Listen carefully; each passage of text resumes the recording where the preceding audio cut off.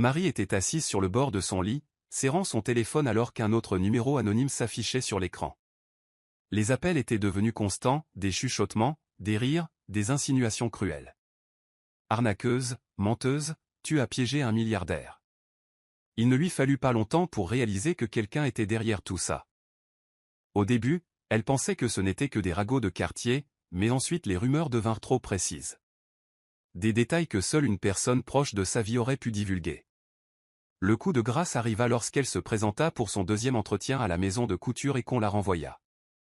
Nous avons fait une vérification de vos antécédents, avait marmonné maladroitement le responsable des RH, évitant son regard. Personne ne le dirait à voix haute, mais l'implication était claire. Quelqu'un avait sali sa réputation auprès de ses contacts professionnels. Elle rentra chez elle en silence, la mâchoire serrée, le cœur lourd. L'air était lourd de jugement, un jugement qu'elle ne pouvait pas voir, mais qu'elle sentait peser sur elle comme un drap mouillé.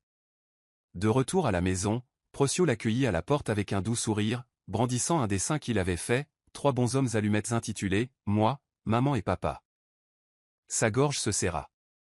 Elle ne pouvait pas laisser ce poison s'infiltrer dans leur lien, pas maintenant. En le bordant dans son lit, elle regarda par la fenêtre et se murmura « Pourquoi ne s'arrêtera-t-elle pas ?» La guerre de Karen n'était pas bruyante. Elle était silencieuse, calculée et épuisante. Marie n'en avait pas encore parlé à Charles.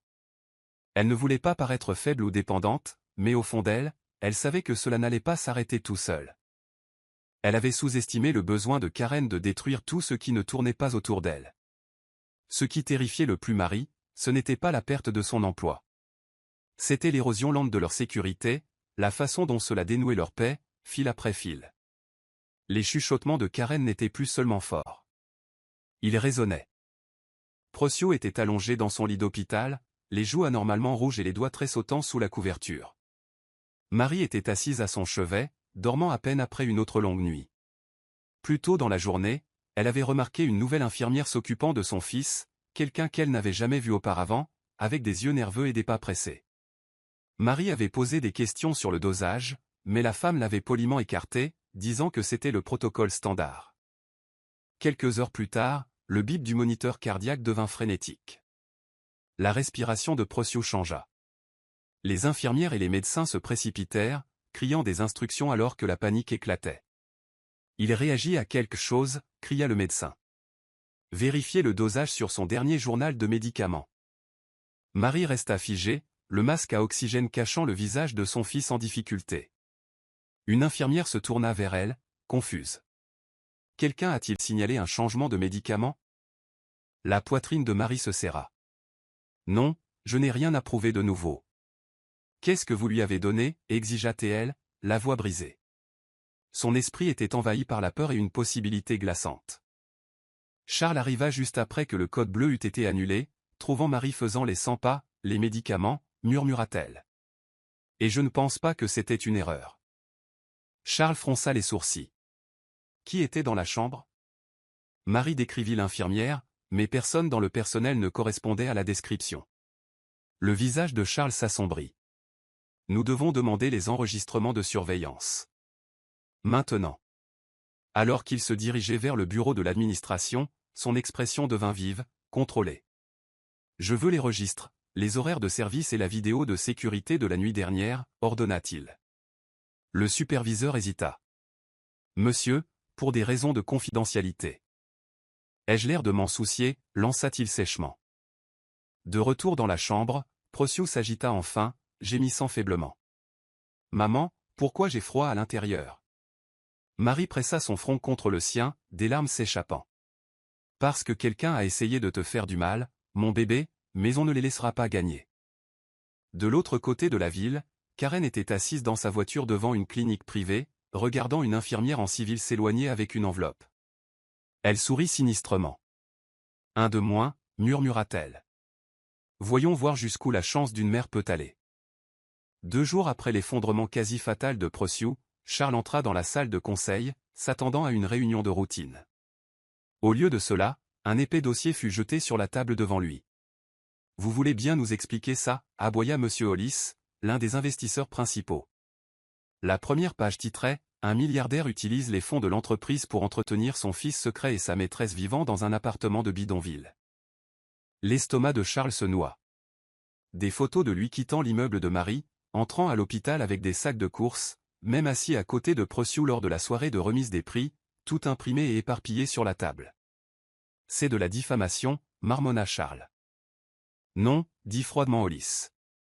C'est mauvais pour l'image. Les actionnaires appellent. La presse rôde. Nos chiffres trimestriels sont déjà faibles, et maintenant ça? Karen était assise tranquillement au fond de la pièce, faisant semblant de revoir ses notes, mais ses yeux dansaient de satisfaction. Qui penses-tu à divulguer ça? Demanda Solomon Junior plus tard, confrontant Charles. C'est elle, murmura Charles.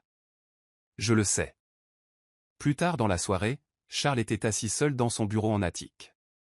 Les lumières de la ville derrière lui se brouillaient en éclats sans signification. Il faisait défiler l'article sur sa tablette, lisant les commentaires. Irresponsable. Typique d'un homme riche. Où était-il pendant 11 ans? Son téléphone vibra. Monsieur Benson avait appelé 3 fois. Les médias avaient maintenant trouvé l'adresse de Marie. Les paparazzi avaient envahi son appartement, effrayant les voisins et poussant le gérant de l'immeuble à menacer à nouveau d'expulsion. Charles se pencha en arrière, expirant lentement. Karen entra sans prévenir, son ton faussement inquiet. Dure journée. Il leva les yeux. C'est toi qui as divulgué l'article, n'est-ce pas? Elle haussa un sourcil. Pourquoi ferais-je ça? Parce que tu es en train de perdre. Et tu ne sais pas perdre en silence. Karen rit. Non, Charles. Je ne sais pas perdre du tout. Il se leva. Alors apprends, parce que je ne te choisirai pas. Et je ne le ferai jamais. Son visage se crispa avant qu'elle ne se reprenne, arborant son sourire signature. On verra, mon amour. Voyons ce que tu es encore prêt à perdre pour ta précieuse Marie et ce garçon. Marie était assise sur son canapé, téléphone en main, enregistrant ses pensées. Jour 3, depuis l'incident de l'hôpital. Infirmière suspecte toujours non identifiée. Pas de nouveaux visiteurs autorisés. Elle enregistra la vidéo, l'étiqueta avec un horodatage et la téléchargea sur un lecteur sécurisé. Precious dormait profondément pour l'instant, ses joues n'étaient plus pâles.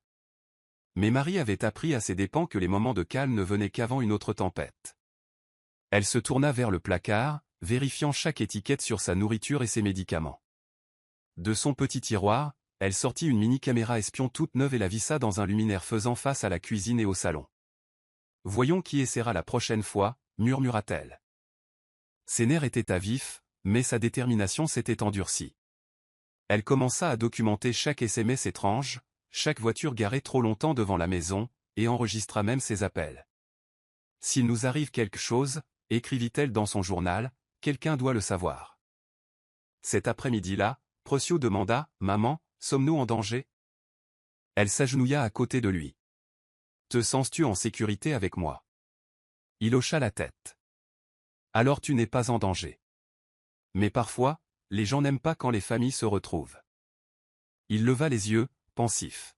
« Comme cette dame avec le rouge à lèvres rouges ?» Marie marqua une pause.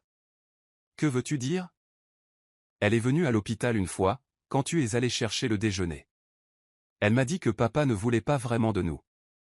La gorge de Marie se sécha. « Qu'est-ce que tu as dit ? » Je lui ai dit que je pensais qu'elle était une menteuse. Marie le serra dans ses bras, le protégeant de bien plus que la maladie. Ce soir-là, elle envoya un message à Charles. « Nous devons parler. En personne. Il est temps que nous cessions de réagir et que nous commencions à nous défendre. » De l'autre côté de la ville, Charles regarda son texto, puis se tourna vers Monsieur Benson. « Préparez tout. Marie a raison. C'est la guerre maintenant, et je ne perdrai pas ma famille 2 fois. » Marie pliait les vêtements de Precious quand le bruit fracassant brisa le calme du soir. Du verre se répandit sur le sol du salon, une brique ayant été lancée à travers la vitre. Son cœur se serra alors qu'elle se précipitait pour protéger Precious, qui se tenait figé, tremblant près du canapé. Attachée à la brique se trouvait une note pliée, griffonnée à l'encre rouge, « Prends ton bâtard et va-t'en. » Les mains de Marie tremblaient en la lisant, son visage pâlissant. « Ça empire », murmura-t-elle en appelant immédiatement Charles. Quand il arriva quelques minutes plus tard, Marie balayait le verre, les mains coupées et saignantes, mais ses yeux brillaient d'une fureur silencieuse. Charles fixa la note, la mâchoire serrée. Ça se termine ce soir, marmonna-t-il. Procyon s'accrochait à sa mère, et la peur dans ses yeux transperça Charles comme une lame. Vous ne resterez pas ici une nuit de plus, dit Charles, appelant déjà son équipe de sécurité. Plus tard cette nuit-là, ils déménagèrent dans un appartement discret que Charles avait sécurisé dans un autre quartier. Pas de nom sur le bail, pas de lien traçable. Marie protesta d'abord, sa fierté blessée. Je ne veux pas me sentir cachée, Charles, dit-elle fermement. Tu n'es pas caché, répondit-il doucement. Tu es protégé. L'appartement était petit, mais sûr et chaleureux. Procyon se blottit entre eux sur le canapé cette nuit-là, sa voix petite. Est-ce qu'ils nous trouveront ici aussi? Charles l'embrassa sur le front. Pas cette fois, je ne les laisserai pas faire. Marie le regarda dans la faible lueur de la lampe, se demandant combien de temps encore il pourrait continuer à éteindre des incendies. Je n'ai plus peur pour moi, dit-elle doucement. C'est pour lui que je m'inquiète en me réveillant. Charles lui prit la main, ses doigts se resserrant. Alors nous nous battrons pour lui, ensemble. Sous prétexte de charité, Karen arriva au service de pédiatrie le lendemain matin avec des ballons, des bonbons et un sourire soigneusement répété. Elle portait un chemisier pastel doux et des chaussures plates, rien d'intimidant, juste assez pour paraître maternelle. Repérant Procyon seul près du coin lecture pendant que Marie discutait des modalités de sortie, elle s'approcha lentement, s'accroupissant à côté de lui. Tu dois être Procyon, dit-elle doucement, lui offrant un ballon rouge vif. Procyon leva les yeux, incertain. Mon papa m'a parlé de vous, dit-il, son ton neutre. Karen rit légèrement. Oh, j'espère qu'il a dit de belles choses. Il ne prit pas le ballon. Il a dit que vous aviez fait pleurer maman. Son sourire se crispa. Les adultes font des erreurs, mon chéri, mais je veux juste être ton ami. Il se détourna. J'ai déjà des amis. Marie revint quelques instants plus tard et se figea à la vue de Karen accroupie à côté de son fils. Son cœur battait la chamade. Éloignez-vous de lui, dit-elle, la voix ferme et résonnant dans le service. Karen se leva, feignant l'offense. Je disais juste bonjour. Vos bonjours sont empoisonnés, lança Marie. N'essayez plus ça, pas près de mon fils. D'autres parents regardaient maintenant, et le sourire forcé de Karen se fissura. Je ne suis pas la méchante que tu as fait de moi, Marie. Alors arrêtez de vous comporter comme telle, répondit Marie en serrant Procyon contre elle. De retour dans la voiture, Procyon demanda, pourquoi me regardait-elle comme si elle voulait quelque chose? Marie le serra plus fort. Parce que c'est le cas, et c'est pourquoi nous ne la laissons pas s'approcher. Plus tard cette nuit-là, Charles reçut un appel du personnel de l'hôpital confirmant que Karen avait contourné les protocoles d'enregistrement. L'ampleur de son influence le troubla profondément. Marie était assise en tailleur sur le sol de l'appartement, visionnant des heures d'enregistrement de la caméra cachée qu'elle avait placée dans le garde-manger et le couloir une semaine plus tôt. La plupart étaient sans histoire, des ombres, des bruits de cuisine, des sons de lessive. Mais ensuite, elle marqua une pause. Là, sous un éclairage tamisé, une silhouette en sweat à capuche et longue perruque entra par la porte arrière et se dirigea directement vers le garde-manger. La silhouette ouvrit son sac à main, en retira une bouteille, remplaçant l'une des épices ménagères par un récipient non marqué avant de sortir rapidement. Marie figea l'image, le cœur battant. Elle zooma et halta. Les boucles d'oreilles étaient incomparables. Des créoles en or avec des incrustations d'émeraude. Sa paire signature. Charles arriva dans l'heure qui suivit son appel.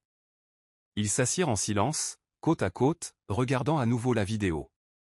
Son visage resta impassible jusqu'à la fin. Elle est entrée chez vous, dit-il, la voix basse et mortelle. Elle a essayé d'empoisonner votre garde-manger. Et elle a regardé votre fils dans les yeux comme si de rien n'était. Les yeux de Marie brillèrent. Ce n'est plus de l'obsession, Charles. C'est la guerre. Il se leva et attrapa son téléphone. Il est temps que j'arrête de la traiter comme une nuisance, dit-il. Il est temps qu'elle rencontre la loi. Alors qu'il composait le numéro de Benson, son avocat, la respiration de Marie se stabilisa pour la première fois depuis des jours. Pour une fois, la preuve n'était pas seulement émotionnelle. Elle était irréfutable. Monsieur Benson ajusta sa cravate en entrant dans le bureau de Charles avec un dossier en cuir sous le bras. Il était habituellement calme et lent à parler, mais la vidéo de l'appartement de Marie avait tout changé. Charles fit glisser la clé USB sur le bureau. « C'est votre levier, dit-il, la voix sèche. Elle est entrée par effraction chez eux, a trafiqué la nourriture, et a essayé de leur sourire en face le lendemain. » Benson hocha la tête d'un air sombre. « Nous ne parlons plus seulement d'une action civile. Ceci relève du pénal. » Il commença à relier les points. L'entrée non autorisée de Karen à l'hôpital, les fuites de presse suspectes, les virements bancaires à des parties inconnues, et maintenant la vidéo de son intrusion. Nous allons d'abord geler ses mouvements. Ordonnance restrictive, injonction d'urgence, puis nous transmettrons discrètement tout aux forces de l'ordre. Le même jour, Benson assigna à comparaître les relevés bancaires de Karen. La série de transactions discrètes vers une infirmière privée souleva des drapeaux rouges. Les images de la caméra de sécurité de l'ascenseur de l'hôpital révélèrent Karen entrant avec un masque chirurgical et une perruque, correspondant à la tenue de la vidéo du garde-manger de Marie. C'était plus que suffisant pour commencer le démantèlement juridique. Charles était assis en silence pendant que Benson exposait tout. « Elle jouait aux échecs, dit Benson, mais maintenant, c'est nous qui retournons l'échiquier. » Pendant ce temps, Charles appela Marie. « Elle ne te fera plus de mal, ni légalement, ni en privé. Tout est en marche maintenant. » Marie, à l'autre bout du fil, murmura « Merci de ne pas avoir douté de moi. » Charles ferma les yeux. « Je ne referai plus jamais cette erreur. » Marie se réveilla avec un autre SMS anonyme, cette fois une photo de Procyon jouant devant leur nouvel appartement. Son corps se figea. La légende disait « Belle vue. » Il a l'air heureux. C'était la fissure finale. Elle s'enferma dans la salle de bain, ouvrit le robinet et glissa sur le sol carrelé, tremblante. Elle ne voulait pas que Procyon la voie s'effondrer, mais la peur rongeait sa détermination. Quand Charles arriva plus tard dans la soirée et trouva ses yeux gonflés et sa voix à peine un murmure, quelque chose en lui s'effondra aussi. « Elle sait où nous sommes, » dit Marie en tendant le téléphone. « Elle est partout, Charles. Elle n'arrête pas, et je ne sais pas combien de temps je peux encore tenir. » Charles la serra dans ses bras, la laissant sangloter contre son épaule tandis que le robinet continuait de goutter derrière eux. « Tu n'es pas seul dans cette épreuve, » murmura-t-il. « Elle mise sur notre peur, sur le fait de t'épuiser. Mais je ne la laisserai pas gagner, pas cette fois. » Marie ne parla pas. Elle s'accrocha juste, ses doigts agrippant sa chemise comme si c'était la seule chose stable dans sa tempête. Cette nuit-là, Procyon frappa à la porte de la salle de bain, tenant un dessin. « Maman, j'ai fait ça pour toi, dit-il. » C'était une image de trois, se tenant la main sous un soleil éclatant. Charles s'accroupit et serra son fils dans ses bras. « On retrouvera ce soleil, petit homme. Peu importe la durée de la nuit. » Marie sortit plus tard, silencieuse, mais plus stable. Elle avait pleuré tout son poids. Maintenant, elle était prête à se battre à nouveau. Marie rangeait les vêtements de Procyon quand elle trouva une feuille de papier pliée sous son oreiller. C'était une lettre manuscrite, griffonnée en lignes tordues. « Chère mademoiselle Karen, » commençait-elle. « Je ne sais pas pourquoi vous nous détestez, mais maman dit que parfois les gens font du mal parce qu'ils ont mal aussi. Je ne veux plus que vous nous fassiez de mal. Nous sommes une famille, même si vous ne le voulez pas. J'aime mon papa, j'aime ma maman, et l'amour est plus fort que vos mensonges. De la part de Procyon. » Les doigts de Marie tremblaient en la lisant à haute voix à Charles, qui se tenait silencieusement à côté d'elle. « Il a écrit ça tout seul, » murmura-t-elle. « Il ne me l'a jamais montré, il l'a juste fait. » Charles s'assit sur le bord du lit, les larmes aux yeux. Comment peut-il avoir un cœur pareil après tout ça? Marie lui tendit la note, la voix brisée. Parce qu'il n'a pas grandi entouré de haine. Cette lettre, si pleine d'innocence et de force, devint un tournant. Charles la fit scanner et l'ajouta au dossier. Mais plus que cela, il épingla l'original au mur de son bureau, à côté de sa photo de famille. Cela lui rappelait chaque matin que, peu importe à quel point Karen se croyait puissante, il y avait une chose qu'elle ne pouvait pas manipuler, un amour enraciné dans la vérité. Marie embrassa le front de son fils cette nuit-là pendant qu'il dormait. « Tu nous as sauvés plus que tu ne le sais, mon courageux garçon. » Et juste à l'extérieur de l'appartement, Charles était assis sur les marches, promettant silencieusement de les protéger tous les deux de tout ce qui suivrait. Le gala au Grand Orchid Hotel était censé être une soirée calme pour les donateurs de charité et les investisseurs. Mais Karen arriva dans une robe rouge feu, les yeux vifs et l'énergie frénétique. Elle souriait trop largement, riait trop vite et s'accrochait aux anciens membres du conseil d'administration de Charles avec un désespoir voilé. Quand un journaliste de City Pulse Weekly se pencha nonchalamment et demanda « Est-il vrai que M. Solomon a un fils d'une relation antérieure ?» quelque chose dans l'aplomb de Karen se brisa. Elle rit d'abord, puis son sourire se tordit. « Pensez-vous que je serais avec un homme qui cache un enfant avec une femme d'un ghetto ?» lança-t-elle, la voix montant. Des halètements résonnèrent, les appareils photo cliquetèrent. Le journaliste cligna des yeux. En off, Karen rit à nouveau amèrement. « Oh, ne jouez pas les innocents. Vous, les sangsues des médias, vous savez tout jusqu'à ce qu'il soit commode de faire semblant de ne pas savoir. » En quelques heures, la vidéo était en ligne, une vidéo non montée et ininterrompue capturant chaque tressaillement, chaque mot cruel et le vide glaçant dans le rire de Karen. Les réseaux sociaux s'enflammèrent. Karen exposait des Protect Pro devinrent des tendances du matin. Les sponsors qui soutenaient autrefois ces contrats de marque de luxe publièrent rapidement des déclarations se dissociant d'elle. Plusieurs de ses clients publièrent des emails mettant fin à leur contrat, citant un « désalignement des valeurs ». Karen entra en trompe dans son pantouse plus tard cette nuit-là, jetant son sac à main sur le comptoir. « Ils pensent que je suis la méchante », cria-t-elle en l'air. « Ils ne savent pas ce que j'ai fait pour lui. Ce que j'ai sacrifié. » Son miroir ne répondit pas, ne reflétant que la traînée de maquillage sur sa joue et la rage tordant sa bouche. Elle arracha le cordon de la télévision du mur, mais il était trop tard. Internet avait archivé sa chute, et les chuchotements qu'elle contrôlait autrefois rugissaient maintenant sans sa permission. Charles se tenait devant une rangée de caméras, vêtu d'un simple costume noir, sans responsable de presse à ses côtés, seulement son avocat, M. Benson, se tenant discrètement sur le côté. La conférence de presse était impromptue, mais la participation était massive. Les flashs l'aveuglèrent brièvement, mais il ne s'y a pas. « Je ne répondrai à aucune question », commença Charles, la voix stable. « Mais je vous dois à tous la vérité. Il y a 11 ans, j'ai fait une erreur que je ne savais pas avoir faite. Cette erreur m'a donné un fils, un garçon courageux, brillant et au grand cœur nommé Prociou. » Des halètements emplirent la pièce.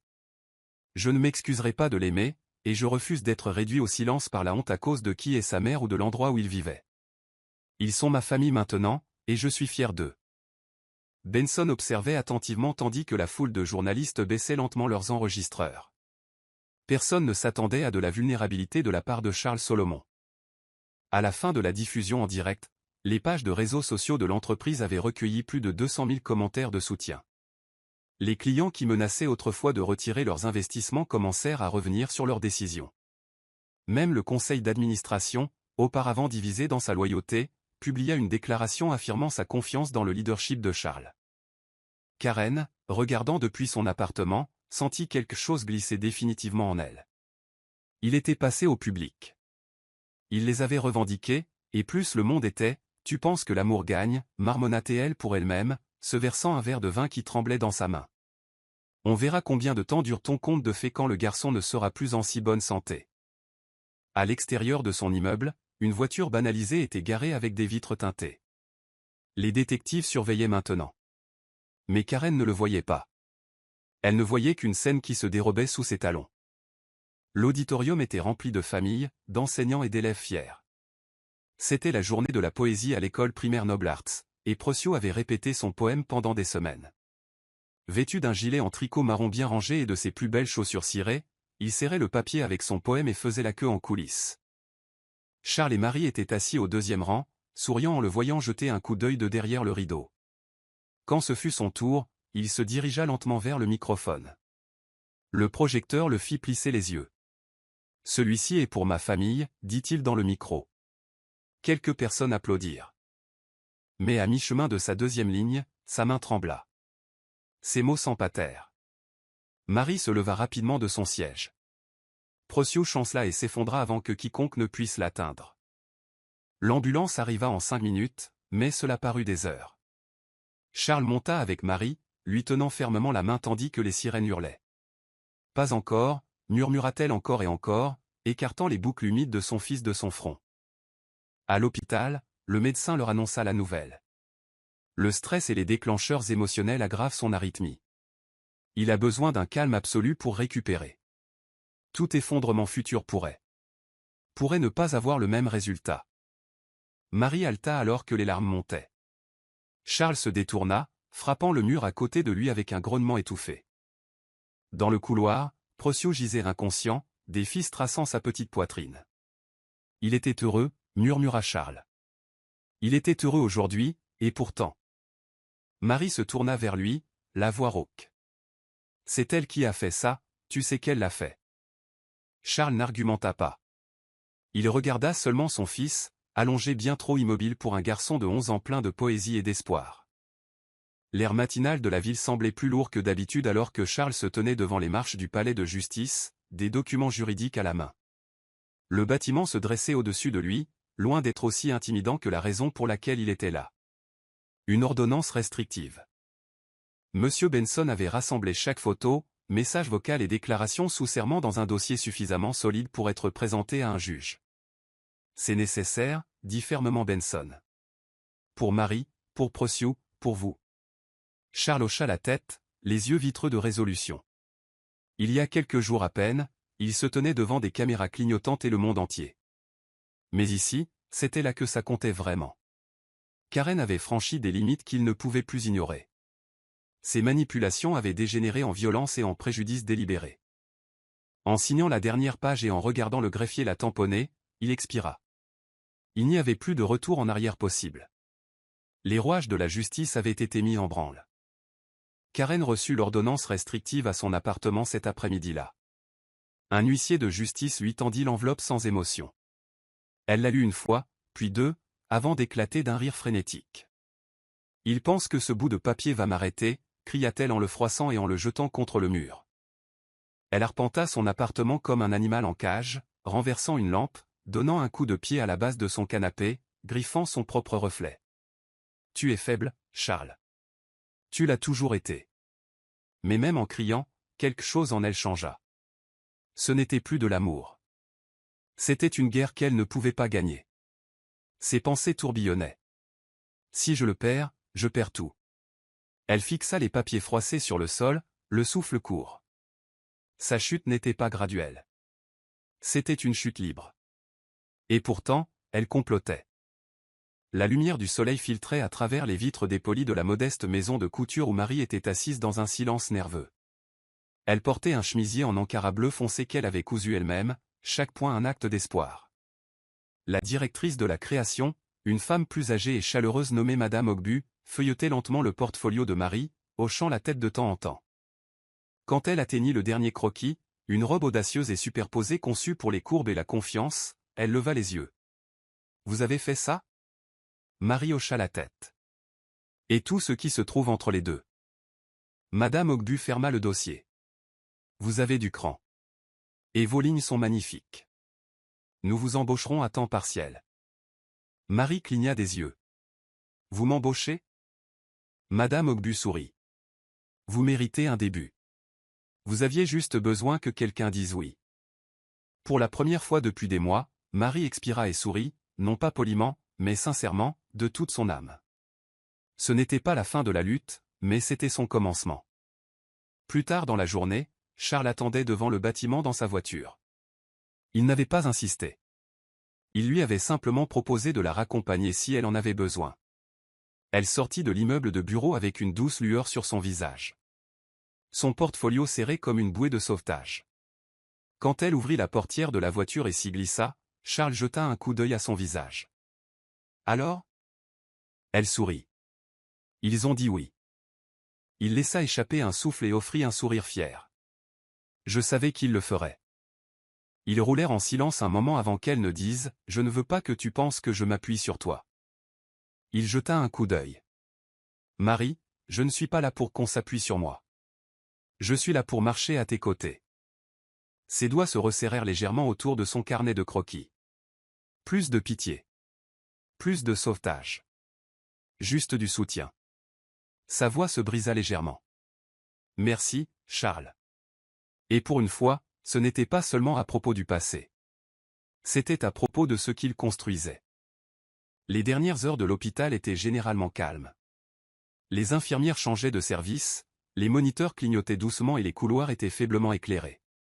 Mais cette nuit-là, une femme en blouse bleue et masque chirurgical se déplaçait avec détermination dans l'aile pédiatrique. Personne ne la reconnut à son passage. La chambre 207 se dressait comme une cible en attente. À l'intérieur, Procyon dormait paisiblement, sa respiration superficielle mais stable. La femme déguisée se glissa à l'intérieur, jetant un coup d'œil par-dessus son épaule. Elle se dirigea vers la ligne 4, une aiguille à la main.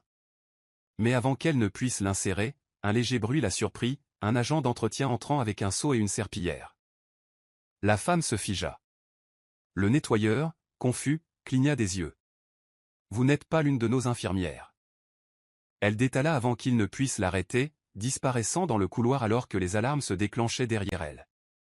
Les images de sécurité furent immédiatement examinées, et le personnel de l'hôpital appela Charles et Marie à 2h14 du matin. Marie sanglota de manière incontrôlable en l'entendant. Charles, tremblant de fureur, ne posa qu'une seule question, l'a-t-elle touchée? Non, répondit l'infirmière. Elle a été surprise juste avant. Le soulagement les envahit, mais il fut bref. La police arriva dans l'heure, examina les images et confirma la vérité. Karen. Elle était passée du sabotage à la tentative de préjudice. Cette fois, il y avait des témoins, des horodatages et des empreintes digitales. Un mandat d'arrêt fut émis discrètement. Elle est en fuite, dit le détective. Mais nous la trouverons. Marie était assise à côté du lit de Procyon, lui tenant fermement la main. Jusqu'où ira-t-elle? Charles était assis de l'autre côté, la voix calme mais stable. Assez loin pour se détruire elle-même. Mais nous ne la laisserons pas nous détruire. Et dans cette petite chambre sous les faibles lumières de l'hôpital, ils se préparaient pour la bataille qui les attendait encore. Au matin, l'appartement de Marie grouillait d'enquêteurs. Leur voix était sèche et professionnelle. Leurs pas mesurés avec urgence. L'hôpital avait déposé un rapport de police officiel pendant la nuit. Et maintenant, le détective Adebayo se tenait dans leur petit salon, feuilletant un bloc-notes, ses yeux vifs sous ses lunettes sans monture. « Vous êtes certain que c'était elle » demanda-t-il à Charles. « Oui » répondit Charles, la mâchoire serrée. Elle portait un déguisement, mais la vidéo en montrait assez. Je connais sa démarche, sa posture. C'était Karen. Marie était assise tranquillement à côté d'eux, sa main tremblant légèrement sur une tasse de thé intacte. « Elle voulait tuer mon fils » murmura-t-elle, la voix brisée. Adebayo hocha la tête solennellement. « Nous traitons cela comme une tentative de préjudice sur mineur. Son image est diffusée en interne, aéroport, frontière, centre de surveillance. Elle n'ira pas loin. » Il jeta un coup d'œil à ses notes et ajouta « Vous n'êtes plus seul dans cette affaire. » Plus tard dans la journée, Marie se promena avec Procyon dans le jardin de l'hôpital, ses yeux scrutant chaque ombre. Bien que Karen n'ait pas réussi à toucher son fils, la peur persistait comme une seconde peau. « Maman, dit doucement Procyon, pourquoi les gens nous détestent-ils » Marie s'agenouilla à son niveau, lui caressant la joue. « Les gens ne te détestent pas, mon amour. Certaines personnes ont mal, et elles font du mal aux autres pour ne pas le ressentir. » Procyon baissa les yeux. Elle m'a regardé comme si j'étais sur son chemin. La voix de Marie vacilla. Tu n'es sur le chemin de personne. Tu es une lumière. Et nous protégeons toujours la lumière. Derrière un arbre, Charles se tenait silencieusement, laissant le moment respirer, sachant qu'il ne pouvait pas effacer les dégâts, mais déterminé à construire assez d'amour pour les protéger tous les deux de ce qui allait suivre. Karen avait peut-être disparu, mais son chaos avait laissé son odeur sur tout. La chasse était ouverte. Le jeudi matin, les médias s'enflammèrent avec des images divulguées de l'hôpital. Bien que flou, l'horodatage, le nom de Charles et la tentative d'acte firent des vagues dans la presse. Qui est Karen Smith, et pourquoi s'est-elle faufilée dans une chambre d'hôpital à 2h du matin? Les gros titres changèrent du jour au lendemain. L'équipe de relations publiques de Charles publia une déclaration ferme, confirmant que la femme en question n'était plus affiliée à lui, qu'elle représentait une menace pour sa famille et qu'une coopération totale avec les autorités était en cours. Les talk-shows débattirent de ses motivations. Des hashtags comme Protect Procyon et Justice for Marie commencèrent à devenir des tendances sur les réseaux sociaux. Pour une fois, le récit n'était pas la honte de Charles ou le passé de Marie. Il s'agissait de sécurité, de dignité et d'amour triomphant de l'obsession. Le public, autrefois sceptique de l'histoire, se penchait maintenant, avide de mise à jour, furieux pour la justice. Au siège de l'entreprise, l'atmosphère de la salle de conseil bascula. Là où il y avait eu des chuchotements d'instabilité et de distraction, il y avait maintenant un soutien mesuré. Nous avons sous-estimé ce que vous gériez, dit l'un des directeurs principaux à Charles.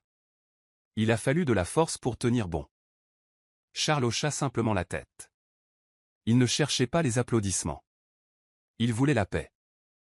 Marie, quant à elle, dut changer de numéro après avoir reçu des centaines de messages, soutiens, interviews et même des excuses. Elle en refusa la plupart. Je n'ai pas survécu à ça pour devenir un gros titre, dit-elle à Charles. Mais en privé, elle sourit en voyant des étrangers en ligne défendre son nom.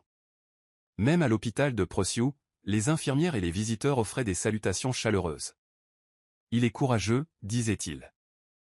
C'est le vôtre? Oui, répondait doucement Charles. C'est mon fils. Et dans les espaces calmes entre la peur et la guérison, la ville qui regardait autrefois ailleurs commença à se tenir à leur côté, pas à pas.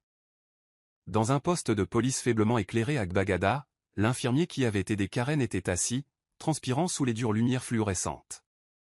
Il s'appelait Aydreko, et ses lèvres tremblaient alors que deux détectives se penchaient plus près de l'autre côté de la table. Nous savons que vous avez été payé, dit l'infermement. Nous avons vu les dépôts, 300 000 à chaque fois. Dites-nous la vérité, monsieur Aydreko. L'homme s'effondra, enfouissant sa tête dans ses mains. Elle a dit que c'était juste pour ralentir le traitement, sanglota-t-il. Je ne savais pas qu'elle essaierait de faire quelque chose de pire. Je jure que je ne savais pas. Les détectives insistèrent. Vous a-t-elle menacé? Non, répondit Aydreko, les larmes coulant. Elle a charmé, manipulé, promis d'aider ma mère à se faire opérer à l'étranger. Je pensais que c'était juste des retards de paperasse, un jeu. Pas ça. Les détectives échangèrent un regard. C'était suffisant. Ils avaient maintenant un mobile, un aveu et un lien direct. Le filet se resserrait autour de Karen à chaque confession.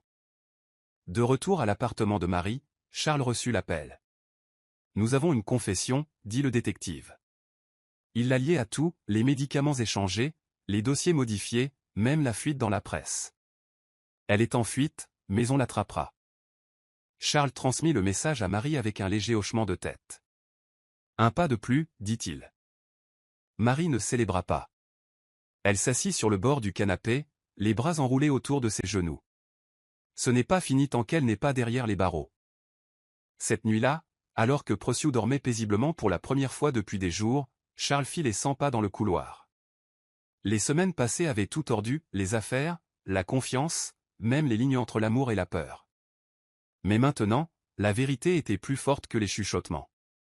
La loi n'était plus théorique, elle avait un nom, un mandat d'arrêt, et bientôt un visage à y associer. Le jeu de Karen était allé trop loin, et finalement, la justice avait commencé à frapper à sa porte. Karen s'était débarrassée de ses sacs à main de marque, s'était teint les cheveux et s'était réfugiée dans un gîte rural sous le faux nom d'Angela Osei. Le réceptionniste leva à peine les yeux alors qu'elle signait avec des doigts tremblants, ses lunettes de soleil cachant la rage et la peur dans ses yeux. Le plan semblait simple, rester discrète pendant quelques semaines, soudoyer pour passer dans un village frontalier et disparaître. Mais ce qu'elle n'avait pas prévu, c'était la vitesse d'Internet, ou la persistance du public. Un vendeur de rue à Enugu l'a reconnu d'après un clip tendance. Un autre civil prit une photo floue d'elle à une station-service et la marqua avec « Is this Karen ?» Au moment où elle s'assit sur le porche en bois de sa cachette, essayant de calmer sa respiration, la police était déjà à 1 kilomètre de là, suivant un signal de localisation de l'ATM qu'elle avait utilisé. Ce silence autour d'elle ressemblait à un compte à rebours. L'arrestation fut rapide, presque décevante. 4 policiers en civil intervinrent en même temps, armes au poing mais calmes. Karen Smith, vous êtes en état d'arrestation pour tentative de préjudice sur mineur, corruption, intrusion illégale et complot en vue de commettre une négligence médicale, dit l'un d'eux en la menottant. Karen essaya de parler, mais ne réussit qu'à articuler, ce n'est pas juste. Il était à moi. Sa voix résonna contre les arbres vides. Les caméras d'une équipe de presse voisine, prévenues par des sources locales, capturèrent son cri. Il fut diffusé en moins d'1 heure. À l'hôpital, Marie regarda les images avec des lèvres tremblantes, puis éteignit la télévision. Nous sommes en sécurité maintenant, dit-elle à Prociou, qui coloriait un soleil avec trop de rayons. Il leva les yeux et demanda, est-ce qu'elle reviendra? Marie s'agenouilla à côté de lui. Non, mon amour. Certaines tempêtes passent, même si cela prend du temps. De l'autre côté de la ville, Charles se tenait dans son bureau, les yeux rivés sur l'écran, la mâchoire serrée. C'est fini, murmura-t-il. Et au fond de lui, il savait que ce n'était pas seulement la fin d'une menace. C'était le début de la réparation. Le nouvel appartement était petit mais chaleureux. Des murs jaune pâle, de nouveaux rideaux qu'elle avait choisis elle-même, et un canapé beige moelleux où Prociou avait déjà revendiqué son coin sieste. Marie déballait lentement, fredonnant pour la première fois depuis ce qui semblait des années. Chaque assiette empilée, chaque étagère arrangée était plus qu'une décoration. C'était la paix qui se reconstruisait. Cette nuit-là, elle alluma une petite bougie près de la fenêtre et murmura une prière. Merci d'avoir sauvé mon fils, d'avoir fait la lumière sur la vérité, de m'avoir redonné l'air pour respirer. Ses yeux se remplirent de larmes, non de peur, mais de libération. Prociou sortit en pyjama, traînant un ours en peluche que Charles lui avait acheté. « On peut faire notre prière ensemble ?» demanda-t-il. Marie hocha la tête, le serrant contre elle. Ils s'agenouillèrent à côté de la bougie, les mains jointes. « On a réussi » murmura-t-elle, et Prociou ajouta doucement, « et on n'a pas perdu. » Cette nuit-là, pour la première fois depuis plus d'une décennie, Marie dormit sans se réveiller à chaque craquement. Ses rêves n'étaient pas remplis d'hôpitaux, de délais ou d'effroi, mais de chants, de rires et de son fils courant sans douleur. Le matin, la lumière du soleil inonda leur modeste cuisine. Elle prépara de la cara et du PAP en fredonnant une chanson de son enfance. Pendant que Prociou mangeait, il demanda, « Maman, tu penses que papa viendra aujourd'hui ?» Marie hésita. « Peut-être, mais si ce n'est pas aujourd'hui, alors bientôt. Il essaie de réparer les choses. » Prociou hocha la tête. « J'aime quand on est tous ensemble. Ça semble juste. » Elle sourit, le cœur serré. Il y avait encore de la distance, encore des blessures entre elle et Charles. Mais ce qui comptait le plus maintenant, c'était que l'ombre qui pesait sur eux s'était levée. La fondation était fragile, mais c'était la leur. En regardant la pièce ensoleillée, Marie ressentit quelque chose de rare, le repos. Pas seulement du corps, mais de l'âme. Et c'était un commencement qu'elle n'aurait jamais cru mériter. Charles se tenait seul devant la tombe de son défunt père, son souffle formant une légère buée dans le froid matinal. Le cimetière était silencieux, à l'exception du bruissement des feuilles voisines et du gazouillis occasionnel d'un oiseau. « J'ai toujours pensé que j'avais le temps », murmura-t-il en s'agenouillant pour balayer quelques pétales morts laissés par un ancien visiteur. « Mais j'ai manqué 11 ans, papa. 11 anniversaires. 11 fois où j'aurais pu lui dire qu'il comptait. » Sa voix trembla, et pour la première fois depuis son enfance, il pleura ouvertement. Le fardeau qu'il portait n'était pas seulement ce que Karen avait fait.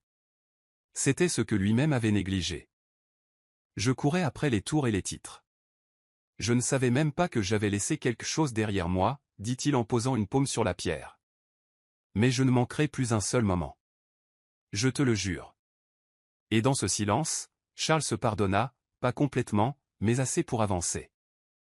En retournant en ville, Charles s'arrêta à un marché local et acheta des mangues fraîches, les préférées de Prociou. Il les portait comme de l'or, chacune un petit gage d'intention. À l'appartement de Marie, il ne frappa pas immédiatement. Il resta un moment, regardant les fenêtres, écoutant la douce musique à l'intérieur. Quand il entra enfin, Marie leva les yeux de sa couture.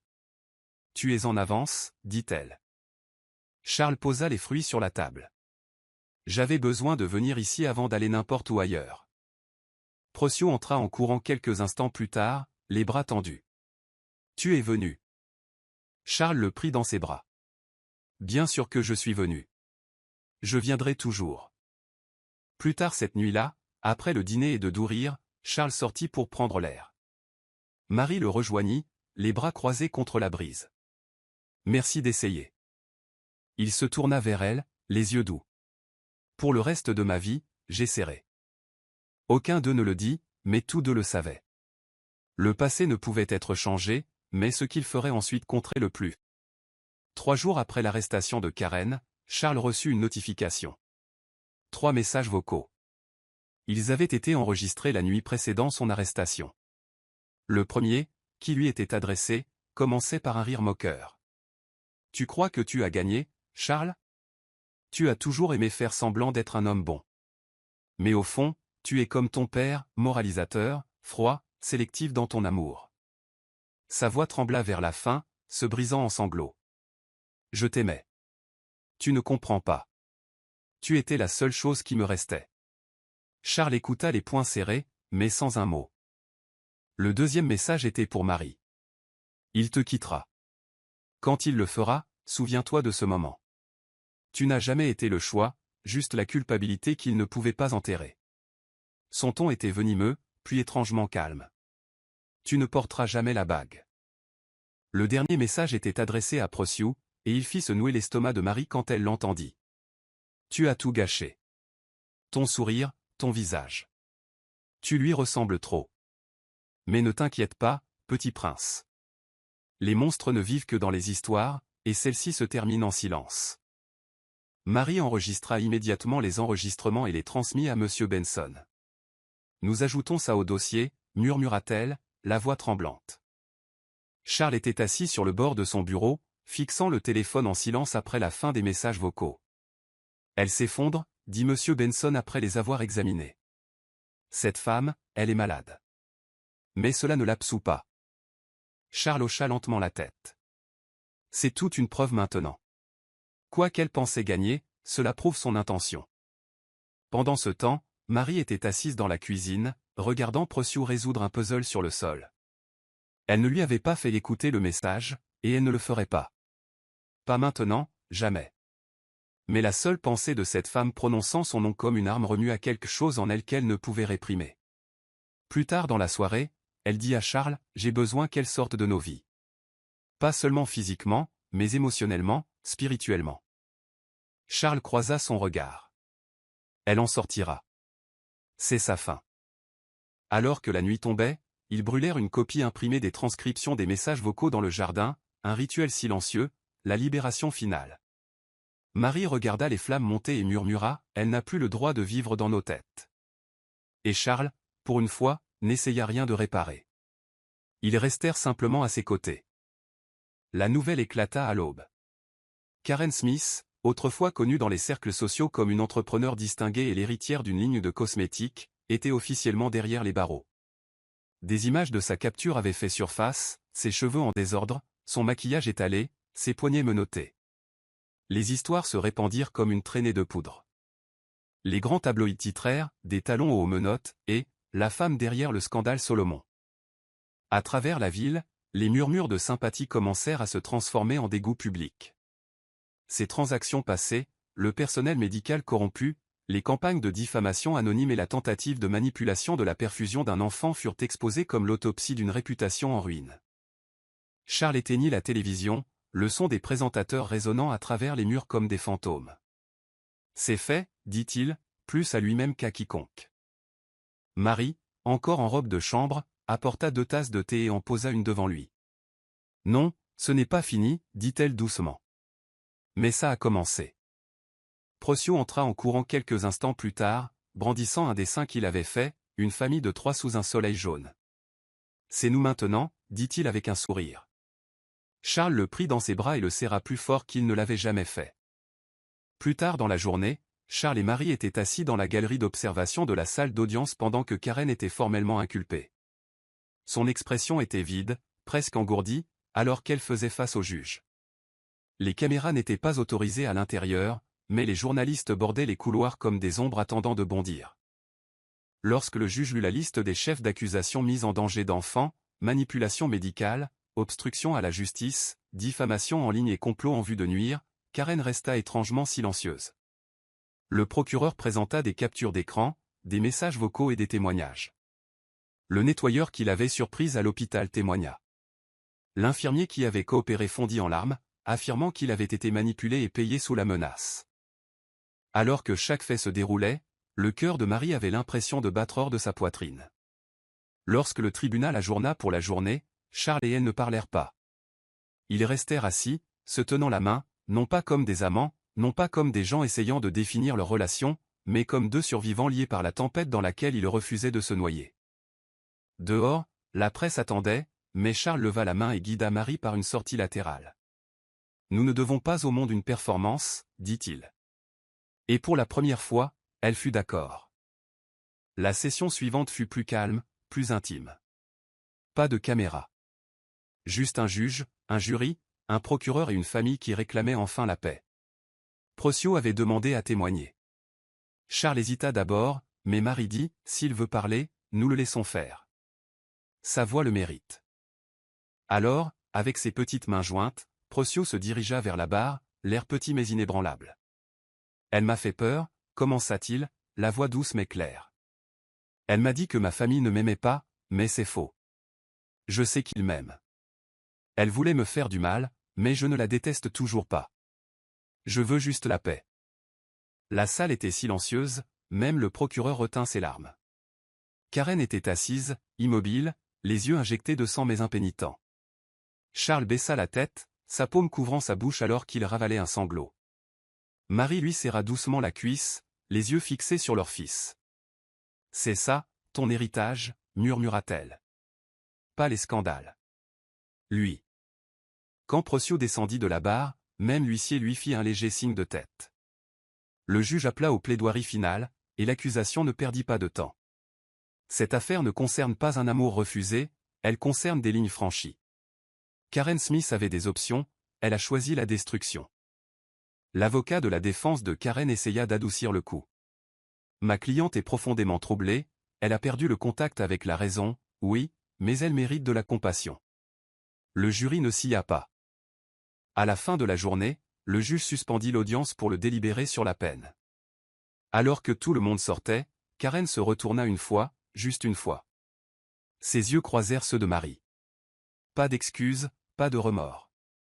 Juste la réalisation creuse que les gens qu'elle avait essayé de briser étaient toujours debout. Dehors, les journalistes attendaient. Marie serra Procyon contre elle et murmura, « Nous avançons avec grâce, pas avec rancune. » Et Charles ajouta, « Laissons-les voir qui a vraiment gagné. » Ils n'ont pas fait de signe de la main, ils ne se sont pas vantés. Ils ont simplement avancé, calmes, stables et inébranlables. C'était un après-midi tranquille lorsque Procyon se tenait à la table de la cuisine, un crayon à la main, écrivant soigneusement son nom complet en haut d'une feuille d'exercice. Il marqua une pause, effaça, puis le réécrivit lentement, Procyon Solomon. Marie regardait de l'autre côté de la pièce, ses mains figées à mi-chemin du pliage du linge. « Tu as changé ton nom » demanda-t-elle doucement en posant la chemise qu'elle pliait. Procyon hocha la tête. On me demandait tout le temps à l'école pourquoi le nom de mon père n'était pas sur le mien. Je ne savais pas quoi dire, mais je sais ce que je ressens. Charles, qui venait d'entrer avec les courses, entendit l'échange et se figea. « Tu n'as pas à faire ça pour moi, dit-il doucement. Procyon secoua la tête et répondit, « Je ne le fais pas pour toi, papa. Je le fais pour nous. » Ce simple mot, papa, frappa Charles comme une vague, inattendue et pleine. Il traversa la pièce et serra son fils fort dans ses bras, sans dire un mot. Marie se détourna pour cacher ses larmes, mais ses mains tremblaient d'une joie qu'elle n'avait pas osé ressentir depuis des années. Ils officialisèrent la chose en moins d'une semaine. Monsieur Benson les guida à travers les étapes légales, et Charles paya les frais sans sourciller. Au bureau de l'état civil, Procyon signa le document lentement, comme si chaque trait l'ancrait à quelque chose de permanent. « Tu sais, ça n'efface pas qui tu étais, » dit doucement Marie en s'agenouillant à côté de lui. « Je sais, » répondit-il, « mais ça dit au monde qui je suis maintenant. » À l'extérieur du bureau, ils prirent une photo, Charles en chemise blanche et pantalon bleu marine, Marie dans une modeste robe pêche, et Procyon debout entre eux avec un sourire timide. Ils ressemblaient à une famille, pas parfaite, mais liée par quelque chose de plus profond que les circonstances. Cette nuit-là, ils dînèrent aux chandelles, non par romantisme, mais pour célébrer. À de nouveaux commencements, dit Charles en levant son verre de malt. Procyon leva sa tasse de jus. À nous, ajouta-t-il, et Marie, hésitante au début, leva la sienne aussi. Le toast n'était pas grandiose, il n'en avait pas besoin. Il était sacré dans sa simplicité. Un nom avait changé, mais ce qu'il représentait vraiment, c'était une identité guérie. Une identité que tous pouvaient revendiquer. L'invitation était arrivée sous la forme d'une simple enveloppe crème, mais lorsque Marie l'ouvrit, ses mains tremblèrent. Vous avez été sélectionné pour le Lagos Emerging Designer Showcase, lisait la lettre. Elle la lut 3 fois avant d'y croire. Charles fut le premier à le savoir. « Tu n'es pas surprise, n'est-ce pas » demanda-t-il alors qu'elle lisait la lettre à voix haute. « Surprise » rit-elle nerveusement. « Il ne m'est rien arrivé de bien depuis très longtemps. » Mais le moment était réel. Marie passa les semaines suivantes à coudre tard dans la nuit, jonglant entre les croquis et les tissus. Ses yeux étaient cernés par l'effort, mais son esprit était ravivé. Procyon s'asseyait souvent sur le sol à côté d'elle, organisant des boutons et des fermetures éclairs en fredonnant des chansons de la chorale de son école. « Est-ce que je pourrais venir » demanda-t-il un soir. « Tu seras au premier rang » promit-elle en épinglant un ourlet avec des mains précises. « Je veux que tu vois ce que j'ai caché en moi toutes ces années. » La nuit du défilé, la salle scintillait de lumière et de murmures de l'élite de la mode. Marie se tenait en coulisses dans un simple chemisier noir, tapotant nerveusement son presse-papier. Ses mannequins portaient des pièces inspirées de la résilience, des motifs tissés, des tons terreux, des lignes structurées qui chuchotaient la force. Lorsque son nom fut annoncé, elle jeta un coup d'œil de derrière le rideau et vit Charles et Procyon assis au premier rang. Charles portait un smoking sur mesure, applaudissant lentement, mais ses yeux n'étaient que sur elle. À côté de lui, Procyon portait un blazer sur un jean, son large sourire plus brillant que n'importe quel projecteur. Alors que les mannequins défilaient sur le podium, la foule se pencha en avant, murmurant avec appréciation. Puis vint la pièce finale, une robe à épaules dénudées faite de patchwork d'Ankara et de mousseline douce. La foule éclata en applaudissements. Des larmes coulèrent sur le visage de Marie, non pas pour les applaudissements, mais pour le moment où elle se sentit enfin vue. Quand les lumières s'éteignirent et que la foule se dispersa, Charles la trouva en coulisses. « Tu n'as pas seulement montré de la mode ce soir » dit-il en lui tenant la main. « Tu as montré ton combat. » Marie sourit faiblement. « Pendant des années, je ne faisais que survivre. Mais maintenant, je crois que je commence à vivre. » Et pour une fois, elle y croyait. Leur nouvelle maison n'était pas un manoir. Elle n'était pas grandiose, mais c'était la leur. Niché dans une rue calme bordée de jacaranda, le duplex avait 2 chambres, de larges fenêtres et des murs qui sentaient encore légèrement la peinture fraîche. Charles avait insisté pour les aider à la trouver, mais il ne s'imposa jamais dans leur espace. « Tu es le bienvenu à tout moment » avait dit Marie le jour de leur emménagement. « Mais n'apporte pas de mallette » avait-elle plaisanté. L'endroit prit vie lentement, des rideaux cousus par Marie, des tableaux sélectionnés par Procyon et des meubles disposés avec la précision silencieuse de Charles. Il y eut des rires pendant le déménagement, de petites querelles sur l'emplacement du canapé, et de longues pauses où les 3 s'asseyaient simplement sur le sol, savourant l'absence de peur. La maison n'était pas seulement un abri, c'était une promesse. Celle qu'ils construisaient ensemble, doucement, brique par brique émotionnelle. Un soir, après une longue journée de déballage, Charles passa avec une petite plante dans un pot en céramique. « Un lys de la paix » dit-il en le plaçant près de la fenêtre. « Il prospère dans les pièces calmes. » Marie sourit. C'est ce qu'est cet endroit, enfin. Alors que la nuit tombait, ils se rassemblèrent tous sur le balcon. Procyon, enveloppé dans une couverture, la tête sur l'épaule de Marie. « J'aime le calme ici » murmura-t-il. « Je n'entends pas de sirène ni de cris, juste des grillons. » Charles s'appuya contre la balustrade, les regardant tous les deux. « La paix n'est pas toujours bruyante » dit-il doucement. « Parfois, elle chuchote. » Marie croisa son regard, et dans le silence entre eux, quelque chose changea, tacite, mais compris. Ce n'était pas une famille traditionnelle. Il n'y avait pas d'étiquette nette, pas d'alliance. Mais il y avait de l'amour, il y avait de la croissance. Et dans ce duplex entouré de jacaranda en fleurs, une nouvelle sorte d'éternité prenait racine. La cuisine sentait la vanille et le beurre grésillant. C'était à nouveau dimanche, et le bruit des pieds nus de Procyon tapotant sur le sol carrelé résonnait doucement alors qu'il retournait des pancakes avec tout le sérieux d'un grand chef. Marie se tenait à côté, les bras croisés, regardant son fils porter le tablier que Charles lui avait offert. Il était écrit « PDG des pancakes ». Charles, encore en jogging et t-shirt, coupait des mangues au comptoir. C'était devenu leur tradition, peu importe à quel point la semaine avait été chargée. Les dimanches étaient sacrés, pas de réunion, pas d'appel.